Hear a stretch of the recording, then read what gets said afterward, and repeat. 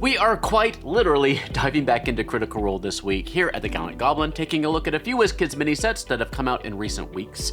We are starting off with NPCs of Tal'Dorei 1, and many thanks to WizKids for sending it to us. Tal'Dorei was the setting of the first Critical Role campaign with Vox Machina, and despite the name, this set isn't really a variety of NPCs that they met along the way. Taking a look inside, we do have some humanoids, but we also have an octopus, a shark, and a flaming snake thing, so not creatures I would typically think of as NPCs. No, what this pack is the Ashari of Tal'Dorei. The Ashari are a multiracial people who have divided themselves into 4 elemental tribes, each tribe guarding a portal to their respective elemental plane. Their allure and stat blocks can be found in this unofficial 5e book, Tal'Dorei Campaign Setting. Now, I believe this book is out of print now, having been replaced by this book, Tal'Dorei Campaign Setting Reborn by Darrington Press, a book which I don't have.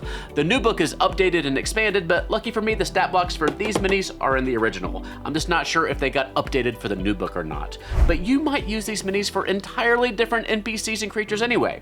Before we take a closer look though, if you're in the Houston area, I wanted to invite you to come hang out with me on April 15th at ComedySportz Houston as they launch their new D&D live show, The Bard's Bounty. It's going to be absolutely hysterical and I couldn't be more excited, and I hope I can see you there on the evening of the 15th. Without further ado, let's take a look at the NPCs of Tal'Dorei.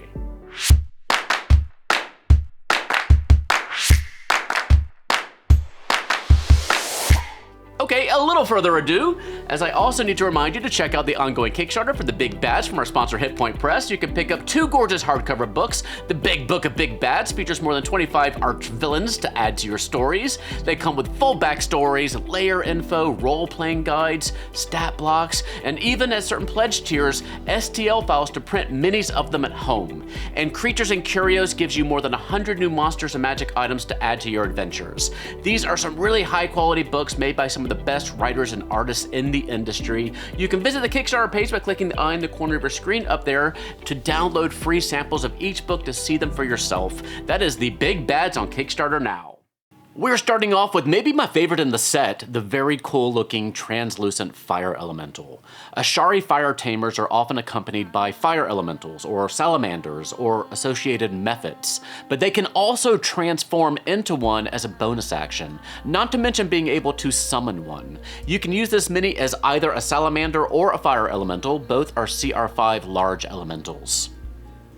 And here is our Ashari Firetamer, a pretty awesome looking figure with a flaming sword. It could easily be used as a PC mini as well. A group of Firetamers keep watch over the volatile Scar of the Cinder King on the outskirts of Amon. They can create, command, and tame fire and associated elementals. They aren't pyromaniacs. No, they use their power to protect others from the destructive nature of fire. It's a shark!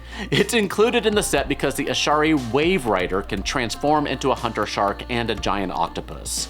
The hunter shark is a CR2 large beast with a stat block in the basic rules. If you're running a sea-based campaign like Skull and Shackles or Ghosts of Saltmarsh, you'll probably want one of these handy. They're also great if you have a druid in your party, as sharks are pretty popular wild shape options. And here is the giant octopus, labeled Ashari Octopus on the base. Regular octopi are small-sized creatures, and the giant variety are large in size like this mini. They are CR1 creatures, also in the basic rules. I'm a little disappointed in the flat, monochromatic paint job on this one. I think someone can go and add some details, some highlights, and some shading to this one to make it really pop. The Air Ashari can be found in Zafra in the summit peaks. They're generally less stoic than most of the other Ashari tribes, though not less committed to the protection of their portal. They learn to fly before they learn to walk. The Skydancers usually utilize a weapon in a glider called a sky sail, which sadly isn't present here.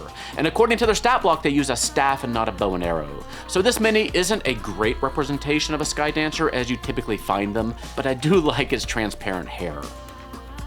Speaking of stoicism, the Earth Ashari of Terra are strong, quiet, and unwavering.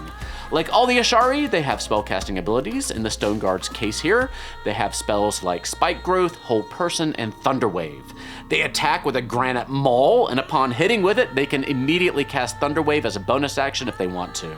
I think you could also use this mini as some sort of undead creature too if you wanted.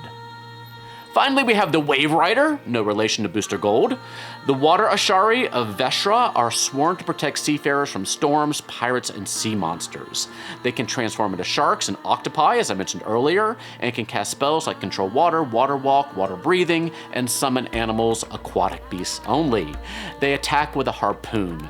Some of the Water Ashari art shows them in clothing that looks like a wetsuit, but there's something rather jarring about this mini to me. It kind of looks like she's in a superhero costume. This is a very fun, very cohesive set if you're looking to do an Ashari storyline in your adventures.